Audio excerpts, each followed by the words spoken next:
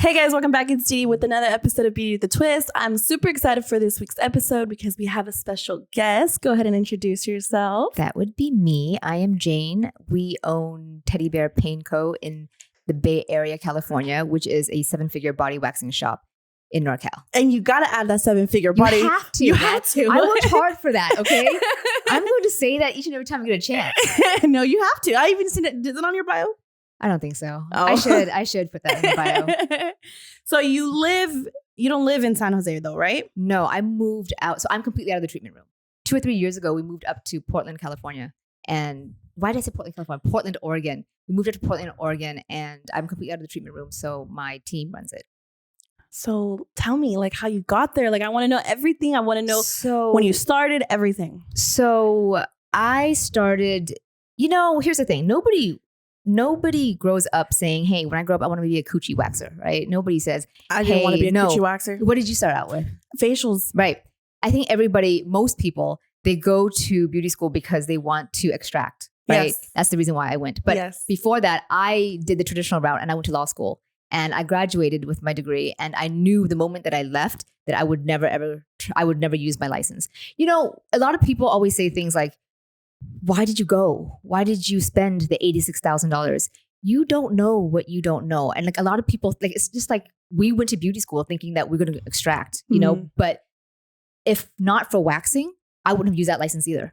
Like you don't know until you're in it and then you realize, holy shit, this sucks. And so I went to law school because everybody said that you should go to law school because I talked a lot and, I read a lot and I could write well. And I went there and I knew from day one, oh shit, this sucks. But the good thing about law school is it buys you time. 3 years when people say, hey, what are you doing? I could say, hey, I'm going to law school. And they go, holy shit, she's going places. Yeah. But I knew in my heart, I'm like, oh my God, I'm just racking up debt. But there's nothing I could do. I didn't know what else to do. So I just stayed in law school. Did your parents want you to go to law school? Of course. Or you wanted you? No. I said, I think when I was 13, I said I wanted to go to law school. And then when I was, graduating from undergrad and then realizing that shit, I don't want to go to law school. My dad was like, but you said that you wanted. And I'm like, Dad, I was 13, Dad. But then he was like, I already told everybody that you're going to law school. You have to go to law school. Yeah. So that was huge for me, was sticking through it. And like, you really kind of tell yourself, you sell yourself a huge story, right? That, okay, I can do this. I can do this, but dying inside. So, and sometimes you just get to a point where you realize that in order for you to live, like your parents' dream has to die. And that was a huge moment for me where my parents and I didn't, my dad and I didn't talk for like 4 or 5 years. Wow. Because we were in the same room. If he needed anything, I was there, but we literally didn't talk. We would drive for hours in silence. Wow. Because he was so ashamed that, he didn't know. To this day, I don't think he knows what I do. But so still, it's still going on. It's still kind of. No, we're cool. Like we're cool now. We talk all the time now. Yeah. But I don't think he knows what I do. And literally he lives down the street from TedDBare and he will bring me lunch, when I'm there, he'll bring me lunch or something, but he'll never ask me, what do you do? But he's proud of you. He's proud of me right now because he's kind of like, how does she buy the houses? How does she, at the end of the day, you will gain people's respect if you're financially independent. Absolutely. It doesn't matter what you do. Well, just as long as you don't sell drugs or beef. Yeah. Or, you're not a trapper. Right. Okay. But as long as it's, moderately legal, right? Yeah. But like, once I proved to him that, okay, Dad, I can now finance your life for you. Then he's like, okay, respect. That's really all that matters. It doesn't matter that their path for you doesn't work out. Mm-hmm. That doesn't matter. It just matters that, okay, well, are you financially secure? Can you take care of me in my old age? Yeah, I can. Right. And, God bless our parents. They just did the best that they could with what they knew. They just thought that, hey, the only way for you to get financially independent is for you to be a lawyer. Mm-hmm. That's what they thought. They did the best that they could, so. Yeah. So when you were going to law school, you already knew your other path? You already knew like you wanted to start doing wax? Or No. I didn't know. So after I graduated from law school, I cried for years. I racked up another $100,000 in debt. And that $100,000 came really easy, right? In debt because my credit cards were at like a 30% interest rate, right? So you buy a dinner for $100. If you don't pay that off, now it becomes $130, right? Like 30%. And it did not hit me that's how credit cards work. I know that sounds stupid. I went to law school. People are like, aren't you educated? How do you know? Okay, Yeah, you're educated with the law. You're not educated with finances. Yeah. Same thing with waxing. You know how to wax and disinfect. That doesn't mean you know finances, Yes. right? Which is huge. Which is one of the biggest things, and that's something that you and I should talk about later. But that's what's missing in a lot of education, or in a lot of anybody can open a wax shop. Anybody can open up a wax shop, but not do it right though. But not do it right. And you don't know what you don't know, right? Yep. They just think that, hey, they charge $65 and now that $65 is theirs. No, bitch. I'm trying not to curse. No, bitch. Not trying not to curse. Okay. But no, that $65 doesn't belong to you. X goes to taxes. X goes to overhead. X goes to your rent. They don't understand that that's the way it works. Right. Yes. So, at that time, I didn't know. So I racked up another $100,000. So that was $186,000 in debt. And then I think one day, I had to go to a wedding. I don't remember why, but someone talked me into getting a wax, and I went to Benefit, because Benefit at that time, the brow bar. Yes, but at that time they had a full on like body wax. Even before, okay, I'm old. You guys, I'm old. Okay, so I'm old. So what that you don't means look old. Okay. Thank you. Keep saying that. But at that time, they also did facials, believe it or not. But anyway. Wow, I didn't even know that. The girl who did my wax, she was finished in 7 minutes. And I did the math. I'm like, $65 in 7 minutes. That means that, okay, you carry you just made it. What? Yeah. And so that's when I realized, okay, like that sparked something inside of me, right? But then I still couldn't, not stomach, that's not right, but I still couldn't put two and two together that, I can make a living out of this. But then I realized that the only thing I really enjoyed doing was extractions. So I'm like, I'll just go get my facials, do facials or learn how to do facials. And when I was in beauty school, I remember the very first day we had to do the facial massage, like tapote, effleurage, right? And I died. Okay. I'm like, wait, I can't talk? Like you have to be quiet for half an hour and just do this and do this. And I'm like, oh, I know. And I thought to myself, okay, that's another $5,000 that I lost, because I'm like, okay, that's $5,000 for this beauty school. But then this lady came in and we had to wax her underarms, and I did the math again. I was like, okay, we just charged her $10 for 1 minute. Done. So I knew right then and there, okay, then I had to be a waxer. This was almost 20 years ago, and back then there was no independent wax shop. Back then it was like the big ones, like the Benefit. Was it European? No. So back then it was more like you had to be a facialist, and waxing was a side part of your menu. You know what I mean? Like it was like, if you were solo, then you were more of a facialist with waxing as a side, part of your menu. But it wasn't like we're just a waxer. And then honestly, again, this is almost 20 years ago. I think, I'm not going to go so far as to say I was, but I think I was one of the first that was just like, I'm just a waxer. And so, but at that time too, I only did guys. And because I only did guys, like I grew so fast, because all the Bay Area estheticians, my competition, referred all the male clientele to me, because I was the only one who did it. And did you know that you wanted to do guys? Was there like an issue? Was there like, were you scared? Were you like, because that's like the first thing I would think, like, okay, I'm gonna wax a kitty. I'm not gonna wax that. You know what I mean? I will tell you this. I was never afraid, because money makes you fearless, number one. Yes. Number two, I knew that guys had nothing to compare it to. Women have options.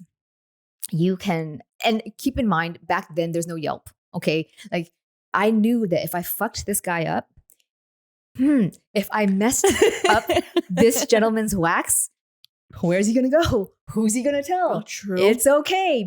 You can't do that now. Okay. You can't do it now. You can't, because now if you skinned somebody, okay, everybody's going to know. Right. Yeah. But back then I knew that, hey, and honestly, back then I was very reckless. I have to readily admit I was reckless, because I was hired at a place and they said, can you wax? And I was thinking to myself, I waxed an underarm. Yes, I can wax. Yeah. How hard is it to wax? And they gave me a manzillion. And I was like, no problem. And I remembered he was the hairiest thing I've ever seen in my life. And I'm like, didn't know where to start. It took me 6 hours. It took me 6 hours To wax? Yes, I know. Okay, because before that, all I did was an underarm. And how do I know? Because there was a television there, and Deuce Bigelow, the movie, looped like 3 or 4 times. Stop it! I right was like now. sweating buckets. Okay, like I went through so much material. Wax was all over the floor, and I remember him crying. Like he was like, "Are we done yet?" And I was like, "No, we're not done. There's just so much hair." Honestly, there wasn't. I mean, I remember thinking he had so much hair, but honestly, and you know this. When someone is bushy, that doesn't mean they have a lot of hair. Yeah. It looks intimidating, but it doesn't mean you just have to trim it down. I didn't even trim. Okay. Oh my God, you just left it? I know. But now I know. Okay. But then I didn't even trim. And of course, what happens? I get tangled and I'm like, and does the wax get stuck? Of course. Oh my goodness. And like, I just died. I mean, and I just died inside, like over and over. My soul left my body repeatedly. Okay. Oh but my gosh. Afterwards, guess what? He came back. Oh shit. He came back. Why did he come back? 2 reasons. Number one, where was he going to go? There's honestly, back then, there was literally nobody else to go to, literally. And number 2, he had nothing to compare it to. So he was kind of like, I guess I'm going to have to block out 6 hours for a wax. You mean, that's just, because he had nothing to compare it to. So how much did you charge him for the 6 hours? What? She charged him the normal rate, you know? Oh my But gosh. keep in mind that at that time too, I remember like not crying in the car, but feeling like, if I go solo, how am I going to make a profit? Because that was 6 hours. That was like this half your day. Like I just thought, but the interesting thing though was that I wasn't discouraged. Like, I mean, I was discouraged, but I wasn't like, I'm going to quit. Yeah. I wasn't traumatized. I just thought, I'm going to have to get faster. I'm going to have to get better, I guess. Right. And I did. So, and back then, okay, there was no DVDs. Okay. Back then there was a VHS cassette. Okay. Oh do you guys know what that is? Yeah. Okay. It was a VHS cassette. Okay. Where this woman who was called the Queen of Wax at the time, she did a tutorial, but her model had like no hair. So there was really nothing for me to, and it was really like, if you've never ever waxed anybody before, just an armpit, you really haven't ever waxed. So that was what happened. And, now you can't get away with that. Now, you can't be reckless like that. And also now you have no excuses. There's just too much education everywhere. So there's no excuses. Yeah. I feel like, oh my God, if I'm going to be dying, I would be like, if I was a guy, props to you. I marvel to this day. I mean, he doesn't live in the area anymore, but he still sends me like an occasional email like, remember the time? I'm like, oh. Yes. Why do you have to remind me, dude? I'm sorry, okay? So after that client, then you were like, did you start like getting fat? Did you take more than one client? You were just like... No, I was still determined. I was still determined to do this. So I was with that person for 6 months, the owner, right? Mm-hmm. And I just kept going. So she was like, you got to be faster than that. And I'm like, I know. I mean, I don't want to. Here's the other thing.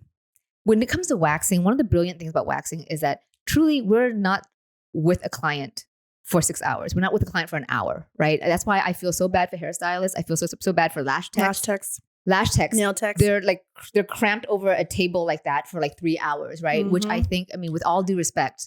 Yes. I'm going to say this out loud, and this is going to be controversial. I feel like it is the biggest sham in the industry, in the beauty industry, to continue to God, how do I phrase this? I think sham is a strong word, but I think people aren't fully aware that, hey, for you to make 100K lashing, you're destroying your body. I think that they need to be aware that you're going to be in that hunched position for 3 to 4 hours initially. Mm-hmm. I remember I watched this one girl. She's a very famous lash educator, and props to her. Like, she makes multi 7 figures, I'm sure. I think I know who you're talking about. She's beautiful. Okay. Beautiful. Blonde hair. She's beautiful. Beautiful. Okay. And I love her to death, right? And I remember her saying, and this is her being honest. She goes, hey, you're not gonna make 100K overnight, right? It'll be 5 to 10 years, right? And that is legit. That's legit. It'll take 5 to 10 years. But guess what? Most lash artists, they don't last 5 to 10 years. They will get into it for a year. Then they realize the truth of it. Now they get into education and then they get into education product development because they can't last. Nobody can last in that position for 5 to 10 years. Same thing with, let's say, tattoo artists. A lot of them have really bad carpal tunnel syndrome because they are holding that vibrating machine for hours on end. Mm-hmm. Every profession has its own, has its own drawbacks. But I feel like something like lashing, it's extremely hard on the body. We got on a tangent. Yeah. Okay. That's true though. It's if you don't make that a short clip, I'm fucking up. I'm just saying. No, literally though. It's true though, because let me tell you, the first thing when I started going into school, they started saying there's a bunch of lash techs. Oh yeah. Right? You know why Very few waxers, let me tell you. Very few. And I went in there and I loved skin. From the moment I started doing this, because I was makeup, and then the reason I started getting into it, because I was like, it was about complexion for me. Sure. And then I was at Sephora and I would see different types of complexions. And I realized like your makeup cannot sit good if your skin is not there. Correct. So that's why I went into facials. But then I started moving into wax. And then once I started doing, okay, I'm a facial and waxer. That's what I am, right? I realized like, damn, wax makes me more money. I do my first Brazilian, okay, it took me an hour. For sure. Now I'm at 7 to 8 minutes. That's Exactly. with everything. Exactly. And my Brazilians are 75. That's why I tell everybody, I'm not a gatekeeper. Right. I tell everybody, if you're going to get into this industry, be a waxer. Because it is the fastest. It is the most like, for me, I think it's like soothing for myself. Like I see the hair pull off. I'm like, damn, girl, look at them roots, But I love it. Same. And I love the money. And everyone comes for me like, oh, you're in it for the money. Well, who isn't? Like everyone's money hungry, like I've been called money hungry for I don't know how many times. But the thing is like, if you're not hungry, you're not going to make it, and that's what it is. Like I went into wax and I was like, okay, now I'm doing full body wax. I'm doing everything. And that's what actually made me get into Manzilians, because no one here in this city does it. And it's on my website. Specifically, anyone can book it. And you know what I mean? They offer a lot of places, if they offer it, they don't do it well. Honestly, I mean that a lot of one of the reasons why they might not do it well is because they don't have the volume, right? Because you only get better at something. It's funny, the whole facial thing. Like I think number one, I got into beauty school for facials as well. But then I came to realize that I don't care about your skin. I care about my skin. I don't care about your skin. Okay, I don't. That's the truth, because a lot of people, because in order to get really good at facials or to really understand skin, you have to really understand different skin types and different products that goes with those individual skin types, right? That's a lot of overhead. That's a lot of education. And frankly, I am not that obsessed about that. I thought I was until I started actually doing it. And then I realized, okay, I don't care about your skin. I care about my skin, right? Yeah. Number one. But number two, I think it's funny when people say things that like, you're money hungry. I enjoy waxing. I love waxing, but I'm not going to do it for charity. Like, I mean, like what? Why would I wax somebody? Why would I, for what? Like at this, we're grown. Yeah. Okay. We're grown. And if we're in an industry that doesn't pay for our houses, our cars, our kids, whatever, like why are we doing it? We're wasting time, right? Yep. Now it's just about, hey, let's be a little bit more efficient with our time so that we can make the most money in as little time as possible. The other thing is I don't like talking to people. I mean, I like talking to you, okay? Yeah. But like if I'm stuck with my client for an hour, the hell are we gonna talk about? D, what are we gonna talk about? I'm not like I can talk to you, like when my clients come in, we're like, Jane, go. And I'm like, blah, blah, blah, blah. What about you? Blah, blah, blah. It's great. High five. We're done, right? Yeah. But like, I feel sorry. I rented a room a long time ago from a hairstylist and from a hair salon. And I saw her stuck with her coloring clients for about 3 hours. Oof. And I'm like, what do you talk about? What do you talk about for 3 hours? Yeah, that's crazy. She's like, I know. And I'm like, oh my goodness. Like we don't, waxers, we don't have that, and we love our clients. We love them. That's the reason why I think we can be besties with our clients, because we're not sick of each other. Yeah. Like it's literally 7 minutes of work and we pocket 65, 75, 80, with tips, what have you. And we're done. Yeah. And the thing is, I always tell people when I see someone's coochie, right? Mm-hmm. I'm more of their best friend than anybody else. Cause I know more than your man does. Mm-hmm. In and out. You know what I mean? Mm-hmm. So I tell them, you guys are my best friends. My Brazilian clients are my best friends because I know everything about them in and out. You know what I mean? So, absolutely. I mean, I completely agree on the whole lashes, nail techs, and hairstylists. It takes a toll on them. Absolutely takes a toll on them. One other thing I think when it comes to those industries, again, no disrespect to those industries whatsoever. But if you're in a beauty industry, if you're in a beauty niche where people bring in a photo and they say, I want to look like this, it's already an uphill battle. Okay. Because people don't understand. They're setting themselves up for disappointment. Mm-hmm. They don't understand that, hey, the hair that you want is dependent upon the hair that you have. The nail that you want is dependent upon the nails that you have, right? People don't come into our shop and bring pictures of coochies because they know we're going to get you bald. That's it. That's your option. Yep. Unless you want the strip light. Yeah, sure. Which I hate it when people ask for that too. because it's never straight. Even, I mean, sure. But it really depends on their hair pattern as well.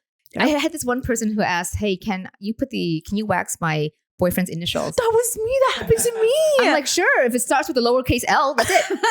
That's all you got. I'm not doing, a T, an O, an X. Are you kidding me? No. Dude, that happened to me. Oh my God, that's so funny. Lowercase L. You got it. That's it. No, that literally happened to me. No. But that's true though. Like it's really, the waxing industry is just easy. Overall. Right now I'm going to a lot of schools and I do lectures at schools, at beauty colleges, right? And you'd be surprised at this point, like every time I go in, my very first question is always, what are you here for? How many people are here for lash techs? Back during, I think the whole lash tech industry exploded during COVID because they just came in during, everything was on TikTok, right? Like lashing, be a boss babe, all that stuff, yes. right? That's fine. But then now I see people more and more, they're raising their hands and they're like, I want to be a waxer. I'm like, interesting. That was unheard of 5 years ago, right? But now this past year, now there's a huge trend towards waxing. Mm-hmm. So that's very telling, I think, in this industry, where this movement is, where the trend is coming, where it's going. I think a lot of people too is because people are posting like the satisfying waxing videos on TikTok, all these like reels and stuff like that. That people are actually like, okay, it kind of looks easy. That's probably what they're thinking, or I don't know, but I've noticed that too, that a lot of people are transitioning from, I have a lot of students that transition from lashes. Actually, I want to stop doing lashes. I want to be a waxer. Mm-hmm. There's so many of my students that have been doing that.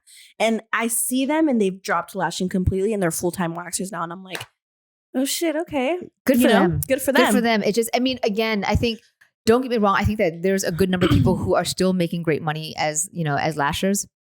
It's just really impactful on their body. And and of course, us standing on our feet all day, it's impactful on us as well. But I think that it's more impactful on a lasher's body because they're in that position for 3 hours. Yeah. At least our work is 7 minutes. And then we can walk back and forth. We can sit down. We can, eat lunch. Anytime. Right. I want to know though. Mm-hmm. So how long were you waxing until you were like, you know what? I'm moving to Portland. I'm going to leave it up to my girls and I'm just going to be at home. How long did that take you? Because I'm a fan. Okay. I was like, I literally told him, I was like, I don't know who she is. I need her on my podcast and I need her now. Because like your Instagram is just so like, I was just scrolling and I'm picky. I was picky. You are. You're and very I was picky. scrolling and scrolling. I went through every video I watched. I studied you because that's what I do. I study them before we text back and forth, me and him all day. Right. And we're like, is this person good enough to be? Because there's a lot of people that want to be on the podcast, right? But I always look at everything. Right. I study the person to see how they are. Does it fit with me? Right. So I was like, oh, fuck, girl. I need her and I need her that's now. So sweet. The honest answer was that it took too long for me to get out of the treatment room. And the reason why, so I've been in the industry for almost 20 years, literally almost waxing for 20 years, right? Mm-hmm. I only got out of the treatment room 3 years ago. I should have gotten out of the treatment room probably about 15 years ago. And the reason why I say that is because for the longest time, I didn't have direction. I just stayed in the treatment room, literally no direction. And a part of it, to be fair, I had kids. And when you're trying to be a mom, that just, you're in survival mode, right? Mm-hmm. But I don't want to blame my kids for my lack of direction. I just wasn't focused and I just was happy in the treatment room and I didn't think beyond what I could do. And once I realized that, I always say that it takes two full-time team members. I don't like saying employees, 2 full-time team members. If you want to get out of the treatment room, it takes 2 full-time team members to replace you in terms of your salary. It's because basically they're making 50%, basically, right? With all the overhead and everything like that, they're making 50%. So if you want 100%, that means you need 50% here and 50% there. So I really should have gotten out of the treatment room had that been on my radar way back then. It just wasn't. I was in survival mode. I feel like as business owners, our main responsibility is marketing. And I have a message for everybody who hates marketing, myself included. If you don't want to market, then don't be an owner. Then go work for somebody else. But your only responsibility is to market. And that I learned that way too late in the game. Once I learned that, everything fell into place. Then I'm like, okay, do I like it? No. But am I going to do it? Yeah, because that's what's required. I'll do what's required, right? So I feel like right now we host waxing summits where people learn our business education, and one of which is I'm working now with a few girls, and they are actively trying to get out of the treatment room. This one girl, she's been out on her own for 2 years. She's making 130, which is fantastic. 2 years out on her own. She worked for somebody for 2 years, and then now she was out on her own. Her second year, she's making 130K, and now we're starting with her first hire. And I'm telling her that, okay, by 2025, let's get you out of the treatment room. Like, I think that right now we can work towards with your first hire, and then let's see how that goes, and then we'll get your second hire, and then by 2025 you'll slowly start getting out of the treatment room. Yeah, no, I have a question. So are they commission or are they hourly? Who? My team. My team members is commission. No, I just lied to you. They started off as commission. They are hourly now. Yeah. But in California is different, right? California, this is a component of California that's really, really difficult. California doesn't allow commission. And like, that was a difficult thing for me to understand initially, because California is like, hey, you can't do hourly plus commission. You have to, if you're going to do that, there's two ways to do it. Number one, if you're going to do that, then it has to be, if you're going to do that, then you have to like keep really, really detailed records of they were doing this at this time, doing this at this time, or you have to do, I believe it was double minimum wage, which is $37. At my studio, all my team members make over 6 figures because their hourly is so high. But our studio policy is it's every 15 minutes. So we are insane with our volume, and that's how we're able to create the 7 figures. So I'm all about the volume. Like if the volume isn't there, then we have to work towards the volume. And I mean, all of my team members have come from no waxing. So I took them from no waxing to 15 minutes in 2 months, because I'm just like, you're going to get in there and you're going to cry, and that's what's going to happen. And that's the only way. I cried. So you have to cry too. I mean, it's not a hazing thing, but that's the only way to get through it, right? Is that you have to learn how to do this. So all my waxers, you have to do it in 15 minutes. So that's the time, but that's how they learn. That's the only way. You have to just throw them in the fire. That's it. Because then and that's so true, because that's why European is still in business. All these corporate, brands are still in business because they have I know that they put their girls, you have 10 minutes to wax. You have 32 minutes to wax full legs plus Brazilian, whatever. Go do it 30 minutes, and that's how they bring up, because they're like, hey, I know that they're fast. They're quick. I'm in and out 30 minutes. I have my legs done and my Brazilian. That's true. The thing with EWC though, or with all due respect, I'm not saying bad things about EWC, with EWC, their business model is fantastic, but where I fault them, 2 things. Number one, their overhead is crazy high, crazy high. And number 2, they cannot maintain their team members. There's such high turnover. And as a business owner, team members and turnover with team members is the worst, is the absolute worst. And people they don't understand that. They don't see you spend all your time and energy, and if they turn over so quickly. So and the team members, not to brag, my team members have stayed with they've 10 years plus, right? Because A, they get paid well, and B, I found the people who match the same vision. If they don't match the same vision, I don't care about experience. I care about your personality. If you're I can teach you everything. Yep. But if your personality, if you don't have the work ethic, if you're not willing to hustle, then there's no future here. Yeah. That's why I had to interview all my girls, even because they're booth rent, Right. Even though you're booth rent, I'm going to be with you freaking 6 days a week when I'm here. I need to vibe with you, because if I don't catch a vibe, but let me tell you something, I've learned it the hard way. They can be one person the first month, and be a completely different person the second month. And you really have to study them. You know, I'm so glad you said that, because all of my team members have been previous clients, because I know them after several years, right? Because they can say anything that they want. Like, people have come to me and they're like, "Oh, I am this, I am that. I'll come to work for you for free." I don't need that, right? I really need to know what you're like if you think that if your boyfriend's cheating on you.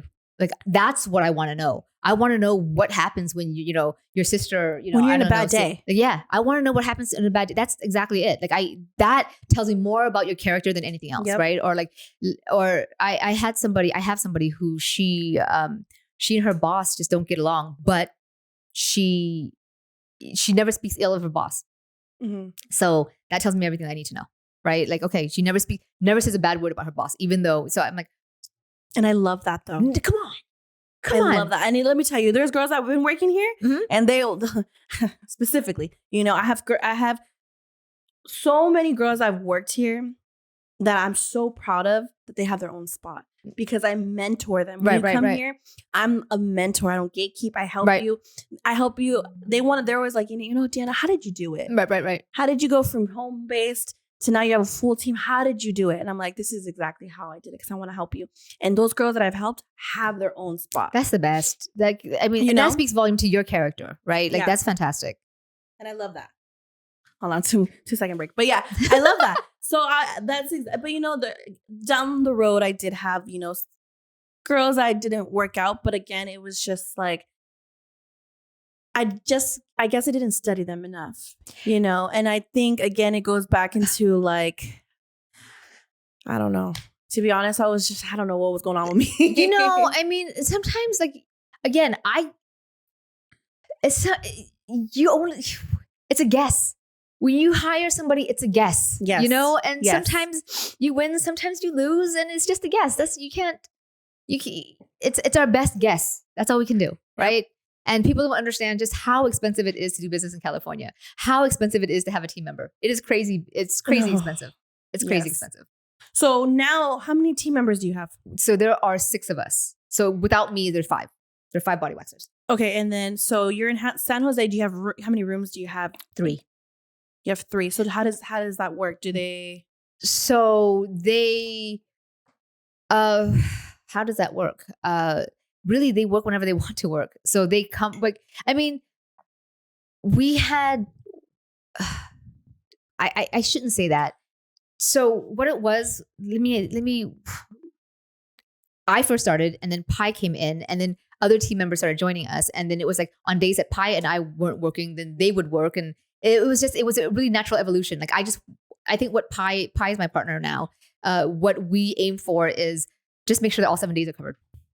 All shifts are covered. That's all. But that being said, like, we are getting a little bit too big for this location, but I still feel like we still have a little bit more room to grow before I love this location. So I'm not leaving anytime soon. So we're looking at a second location? I don't want a second location. I'm the kind of person where I want one location that's busting at the seams. I don't want, because I am busier than ever now, we are now going towards back bar development and retail line development. Yes. And we want to sell out our waxing summits. So your main focus right now is your retail and obviously education, right? So that's your main focus. You don't want to expand into like other businesses, like different salons. You don't want to. I definitely don't want a second location. I definitely don't want. I think never say never, never ever say never. But right now, I can't imagine a second location. I want all of my girls to buy houses. I want them to be so booked and busy. I want, and also I'm very mindful of this. If I feel like I can't be in the treatment room forever, it's not fair for me to expect them to be in the treatment room forever. That's not fair. So one of the reasons why I started branching into product development and into education was to give them different streams of income.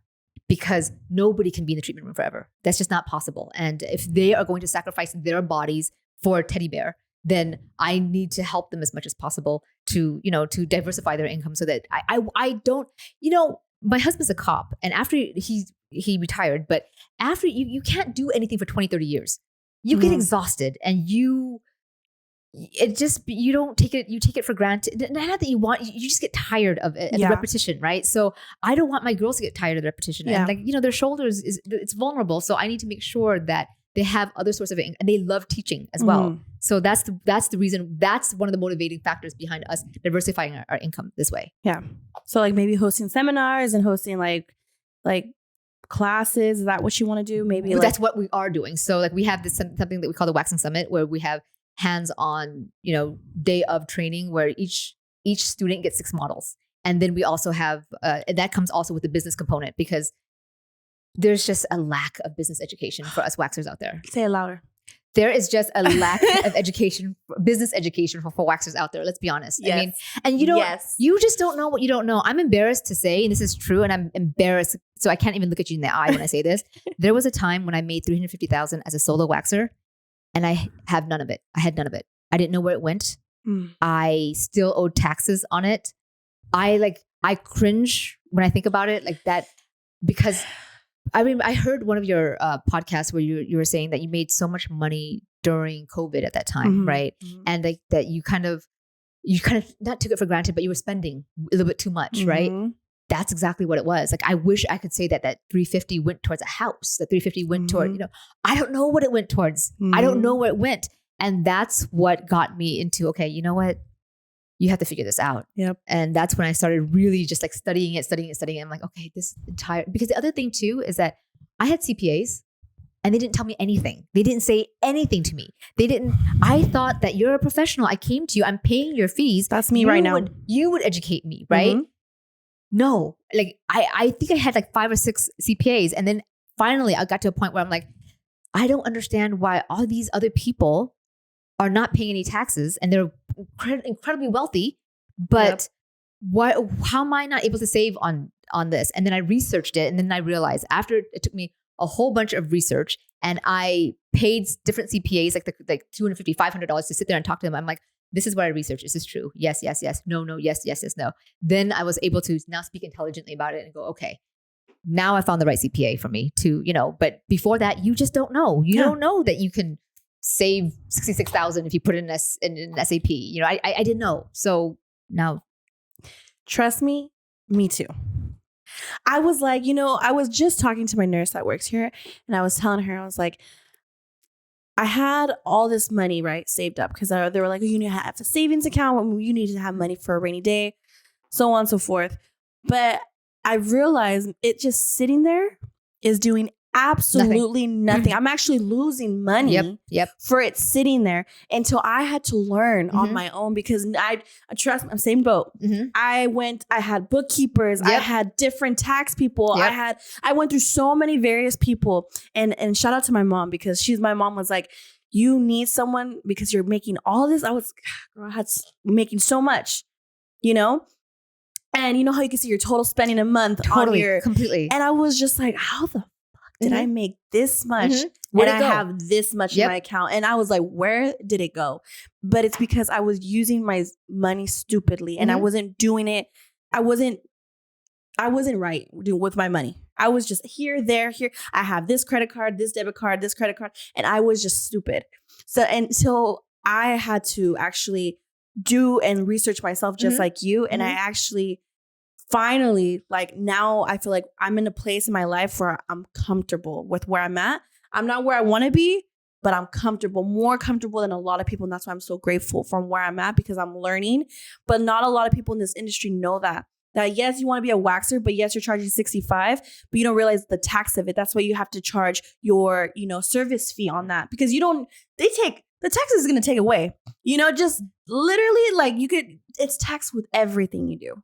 And I had to learn that the hard way, because I swear the IRS was going to come to my door and say, here you go, put the red flag on my door and close it, because I didn't know until the hard way, I think one thing that waxers not one thing, there's plenty of things that us waxers, we didn't learn. It's just systems. We didn't learn systems. Nobody gave us a system, right? Like, and I always tell people, either you create your own system or you steal somebody else's, right? And like, one of the things that I always tell baby waxers or people who don't know their numbers is, my system is the 30-30-40, which is you have three accounts. One is your business checking, your business saving, and one's your personal one. And this is when you just first start, right? So I say, put 30%, like at the end of the month, 30% of your total revenue goes to your personal checking account. That's yours to spend. You want to buy a Louis, do whatever the hell you want. But that's 30% is all you have. If that's not enough, go drive an Uber. Okay, go take more clients. Do what you have to do, right? Yeah. But 30% is all you got. That other 30% goes to a high yield savings account. And that is for taxes. Don't look at it. It's dead to you. Okay. Don't even breathe in its direction. 40% stays in the business. It feeds the beast. Start with that. Start with 30, 30, 40. Okay. Just start with that initially, because once you know your numbers, and knowing your numbers that just means like once you know exactly how much you spend and what your profit is, then you can anticipate and save on taxes. Then you can create the shelters for the taxes and stuff like that, right? But until you know your numbers, go 30, 30, 40. But who the hell taught us that? Nobody taught us that, right? Not school. No. Oh, shit. No. And I'm in college and they still don't teach me that. Teach you that. And that's just it. And like beauty school doesn't teach you that. Yeah. And like, where are we going to get that? Right. Yeah. So that's why, like you and I were talking about, that's why like mentors come into play, right? Yeah. Like this year I paid $30,000 on 2 different mentors, right? Because like, and here's the thing, like when I say that, trust me, like when I say it, I'm like, oh God, $30,000, but $30,000 well spent, because I got the money back on it already, right? So but mentors are expensive, but you can do it on your own. But then there's something called ignorance debt, where you don't know what you don't know. So if you want to get to where you want to get to faster, more efficiently, look for a mentor. Maybe the mentor doesn't have to be, eons ahead of you. Maybe it's just, 5 steps ahead of you, right? But you don't know what you don't know. So I'm a big believer in mentors. Yes. And that's why I had one, and I'm looking for a whole nother one, because I believe in it. I believe in mentors. I believe in therapy, because that's what gets me through it, girl. You ask me what gets me through it? Wine and therapy. Because that's what gets me through it. That should be the title of this episode. Yeah. Wine and therapy. Well, honestly, like that whole thing about the whole tax situation, I 100% agree with you, because it's not spoken about enough. No. No. And we've talked about it a little bit on my podcast, but it's a huge topic, and I'm glad that you're going over that with your like seminars and stuff like that, because it's such a huge thing to focus on. So girl, sign me up, because I'm about to take her class. The other thing too is that I've spoken to a lot of very, very well established waxers, and a lot of them have there's no shame in this. A lot of them have cash in a box, right? Like we all started there. We all started with our cash in a box because we didn't know what to do with it, right? That's the other thing. Like you go, okay, you need to open a retirement account, because that will reduce your tax liability. Like that's the first step. If you have kids 7 and above, pay your kids, put them on payroll. Like that those are the first 2 baby steps, right? And well, there's actually 2 big steps, but that will, like, let's try to minimize the cash box, because that does nothing for you. I was there. Yeah. All you do is end up spending it. Okay. So, that's not the best place for our cash. Yeah. So now that you're a whole 7-figure business, yes, right? Your marketing is amazing. Love your marketing. Thank you. How did you learn to market yourself? Because there's a lot of people, especially for me, I get asked all the time. I'm pretty sure you do too. They're like, how do you do it, Deanna? How did you do this? Like, how do you, even till this day, my girls here like, hey, Dee, can you help me promote this?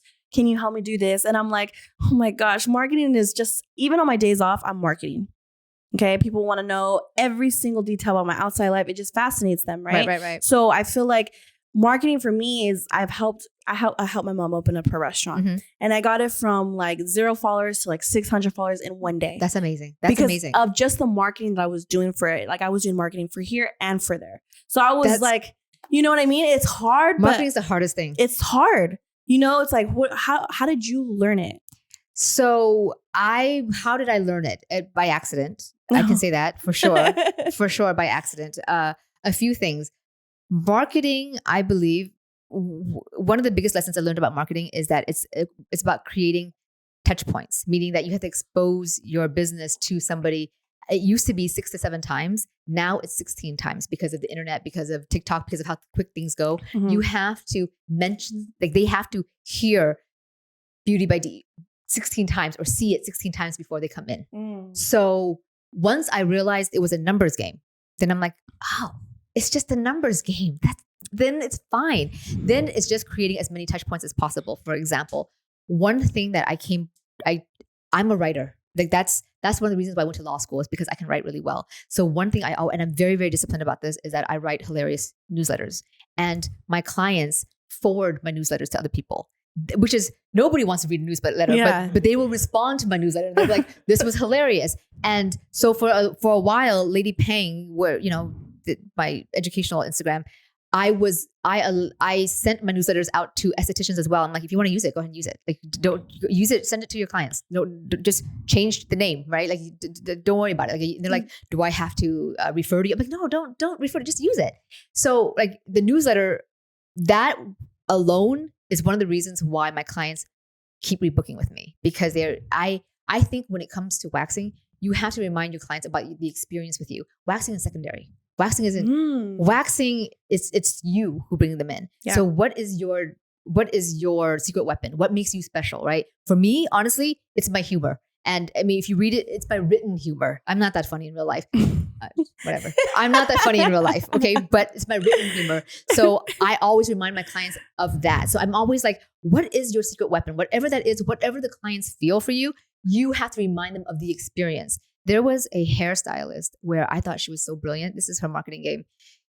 After she styled your hair, that day that you came in with her, she would style your hair. She would take a picture of it. 2 months later, she would send you that picture. And she would be like, hey, it's time for you to, to get your hair.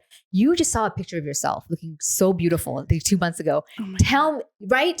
Chills. I get chills. I'm like, oh my God. How is that? And so what did she do? She reminded them of how their experience with her. Right? Damn. That's what we have to do. That's the beauty. I think that is what's important about the waxing industry, or about anything really, is that you have to remind your clients of their experience with you. Yeah. So for me, it was the newsletters, but we also do a bunch of other things too. I mean, like, it's just 16 touch points. And so now I'm like, inconsequential things. Like there's two of my girls, they drive around with signs on their cars. They literally says 7-minute Brazilians, 15-minute Manzilians, right? Like, they don't have to, but they're more than happy to. One of my girls, Maya, she makes a business. She's like, hey Jane, can you make me a business card where she likes going to, concerts and whatnot, and she wants it all in Spanish so that she can just hand it out to girls in the restroom. I'm like, sure. Damn. See, and these are my team members who they come up with me to me, and they're like, can you do this? Like, can we do this? I'm like, sure, whatever you want. Done. So 16 touch points. I think that's one of the touch points. Obviously, is free. Is social media, and even then, I don't see a lot of people utilizing it, and that's a shame, because you just have to create 16 touch points. If you don't want to market, don't be a business owner. Don't be a business owner. True.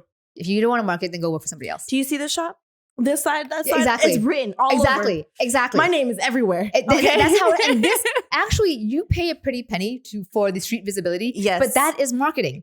When we're done, we're about to go outside because you're about to see my flag. It's on the city. It's literally right here. You see? Yes. That's just brilliant. Yeah.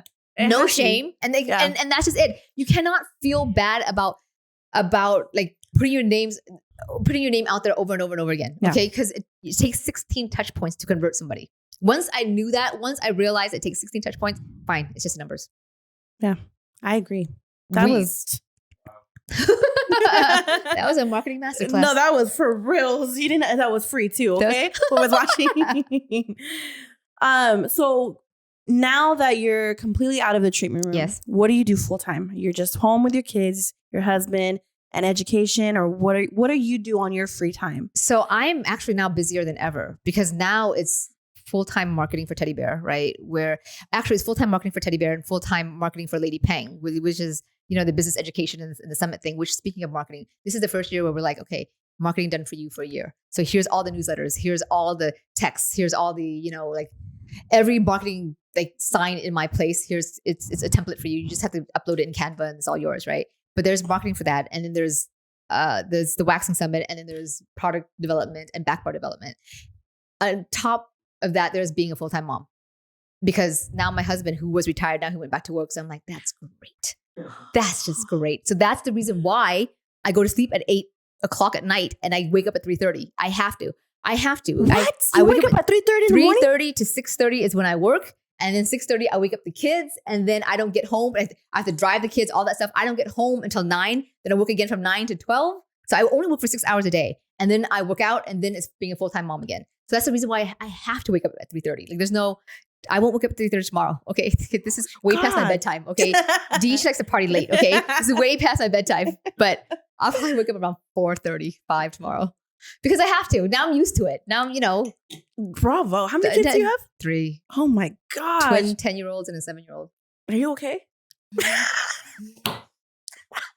No. No, I'm not. That's incredible though. I mean, like, you're doing it. You have to do what you have to do. Okay, it's fine. So you're on the weekends, are you off? Yes. You give your time, for sure. Yeah, but like when you're a mom, it's a different off, right? Now you're cleaning. Like, what? It's BS, dude. Like, fine, I guess. I guess it's my off time. I'll just clean. I guess. I guess. They're not in any sports, right? Because damn. No, they are. Oh, that's the shit. point. That's the point. That's the point. It's awful. I'm like, shit, because if they're in sports, you gotta go every Saturday. Exactly. So you're, at least though, because I've seen how you're posting and I'm like, you have your treatment room, you have your business that's going. I have a question though. Yeah. Because it's like bugging me. I'm like, I fucking have to ask it. Where the fuck is TedDBare from? How'd you get the name TedDBare for your business? Fair. So what happened was when I first started, I was poor. Okay. So I thought it was clever at the time. Okay. But it was TedDBare. Like, I thought, like Ted, because it was very male centric. So Ted is bear. So like TedDBare. But the dude who printed it out put TedDBare instead. And I was poor. So I was like, fuck it. Okay. I'm not going to change it. Back then, there was no Canva or anything like that, okay? The signs were out. And I'm like, there's $200. Forget it. When I make the money, then I'll do it again. But then everybody was like, TedDBare, it's so clever. I'm like, is it? So how's your logo? Is it a teddy bear? Okay, that's funny that you say that. It is now. It wasn't then, okay? But it is now. And I literally just changed it. Like, I haven't even released it yet. I'll send it to you. It's super cute. It is. Like, finally, I'm proud of it. Which is a testament. Actually, let me a lesson to your listeners that start now, start poor, start with what you have. Yeah. Okay. Like, I'm a big believer in like, hey, like, even if you're not ready, even if you are whatever, like, you're never going to get ready. Okay. Even if you you think this is too expensive, it probably is. But if you have faith in this, if you have faith in the course, just do it. And you'll make the money for it. It'll work itself out. Yeah. Cause I'm like TedDBare. If I'm thinking TedDBare, I'm thinking like where you buy baby clothes. That's the first thing I'm fucking thinking, right? What would you think, Marlo, if you're thinking TedDBare? Build-A-Bear? Okay. That's messed up. Okay. Okay. But it's so no, I like it because it's so different. The other thing too is that I wanted a gender neutral name. I love it. I wanted a gender neutral name, number one. And number two, I forgot what number 2 was, but I wanted a gender neutral name. And at the time it worked. And I was tired. Honestly, for me to start TedDBare, I was working like 4 different jobs. I tell this story over and over again, and I'm sure I was only working 2 jobs, but it keeps going to like 4 jobs, 5 jobs, 6 jobs. I was working multiple jobs at that time, right? And I was exhausted. I'm like, okay, we're just going to do what we can do and we'll fix it later on. No, I love it. Thanks. I love that name. It's so different. I've never heard it. It's just so unique to hear a name like that. Mine's fucking Beauty Lounge, okay? But it's because it works. But it works for you. It works. It works. It's a lounge. It's beauty. And we do everything here. It's a one-stop shop. For everything, like you want to get your nails done, you got to book with her. Mm-hmm. You want to get your wax done, you got to book with me. You want to get your facial done, you can book with her. You want to get some Botox, you got to. It's variety. Mm-hmm. That's why I specifically chose the lounge part. Now that I think about it, though, I'm like, damn, there's so many fucking beauty lounges out there. Like, I want to change it, but what makes me different is because it's by Didi. Right. It's by me. Right. I get it. But I mean, shout out to the TedDBare. All right, well, we're coming to an end to our podcast. Yes. This is where you say your quote. Did you come up with a quote? I did. There are 2 quotes. Say them, girl. Right here. Well, okay. There are 2 quotes that I think about all the time. I think the first quote. Let me just end it with this one quote right now. That I'm replaying. I'm replaying more and more every day, which is, the work people see is a result of the work people don't see. And I think that is just, it's one of those things where people think that this is easy. They think, they look at you, right? And they're like, she's young, she's made it, right? Like, how hard can it be, mm-hmm. right? Like, and they don't understand, like, if you guys can see what this setup is like how much time and energy goes to this I'm blown away. I mean, I'm blown away. She has someone coming in here to set all this up. And it took like 45 minutes to get the microphone right, this takes work. Shout out to La Familia. Yeah, seriously, this takes work. Yeah. I mean, I really do, like, people have asked me, like, why don't you start a podcast? The reason why I won't start a podcast, never say never. The reason why I have yet to start a podcast is because this is what it's like to do it right. Yeah. And this takes work. Yeah. Everything, like what I have created thus far took 20 years. It should have taken 15 years or like 13 years, but let's be honest. Right? But that being said, it took a long time, right? And people don't know it's not going to come overnight. Mm-hmm. It will come, but it won't come overnight. That's so good. Thanks. Shout out to that, huh? Thanks. Hey, this podcast, it didn't take overnight either. Okay, let me just say. We had different places to film. We went through a lot. I see that. No, we've been through a lot. I've watched all your podcasts, Yeah. okay? Like some people just listen to your podcast. I've watched all the podcasts. I've seen the backgrounds. I've seen, the iterations, okay? This takes work. Yes. And that's just it. Everything is trial and error. Everything. Life is trial and error, right? Different careers. The career that you're in right now, that which probably isn't the career that you want right now, that's trial and error. You had to try it and you realize that was an error. Okay, move on. I'm to waxing. Take a class. Just me. Well, thank you so much for being on my pleasure. podcast. My pleasure. Thank And you I for hope you having come me. back for season 4. Absolutely. All right. Thank you guys. We'll see you guys next time. Bye.